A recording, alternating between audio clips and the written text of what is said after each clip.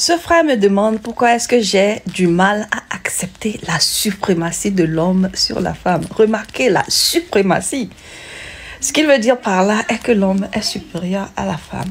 Mon frère, je t'ai répondu en commentaire, mais je suis consciente que beaucoup de gens ne lisent pas de commentaires. C'est pour cela que j'ai décidé de faire cette vidéo pour t'expliquer un peu plus. Vois-tu, tous les problèmes que nous avons au monde sont basés sur le fait que dans la tête de l'homme, l'homme est supérieur à la femme. Avec cette mentalité de l'homme étant supérieur à la femme, lorsque les hommes épousent les femmes, ils réclament que ces femmes leur sont soumises. Autrement dit, c'est ce que eux ils décident qui doit passer. La volonté de la femme n'existe pas. Le désir de la femme n'existe pas. Son opinion n'existe pas. Alors, une femme qui est forcée à vivre comme muette, à vivre comme une personne sans valeur, sans intelligence, sans désir, sans choix, est une personne qui naturellement devient triste, malheureuse et parfois rageuse. Maintenant, là n'est pas le problème. Cette femme-là, triste, malheureuse, rageuse, c'est elle qui donne naissance à tes enfants, ta progéniture. C'est elle qui va les éduquer. Dans la majeure partie des cas, c'est les femmes qui éduquent les enfants. Et elle va éduquer les enfants en transférant le fait qu'elle est triste, malheureuse, malade, émotionnelle et rageuse. Elle va transférer ça dans les enfants. C'est fini. Elle a créé une relève qui va répéter ce qu'elle a vécu.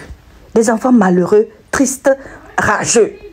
Et ces enfants-là vont partir dans la vie et éparpiller leur tristesse, leur rage. Et c'est là que les problèmes se créent. Donc moi, la solution que je propose est que pour avoir une société saine, il faut avoir des mamans qui sont heureuses, des mamans qui sont libres d'explorer leur intelligence dans leur foyer, libres d'avoir leur opinion, des mamans respectées qui sont considérées comme égales, des mamans libres à explorer leur opinion, des mamans libres à vivre les expériences qu'elles aimeraient vivre, bien que mariées, des mamans totalement libres de leur mouvement. Autrement dit, que le mariage ne diminue pas la nature de la femme qu'elle est. Que le mariage ne la réduit pas ou ne la bloque pas le chemin qu'elle veut parcourir. Et pour que nous arrivions à ce stade où la femme est totalement libre, épanouie dans son mariage, il faut que l'homme arrête de penser qu'il est suprême ou supérieur à la femme. Tant que l'homme n'aurait pas compris que la relation entre homme et femme est une relation de complémentarité et non de suprématie ou de supériorité, les problèmes du monde sont très loin d'être résolus.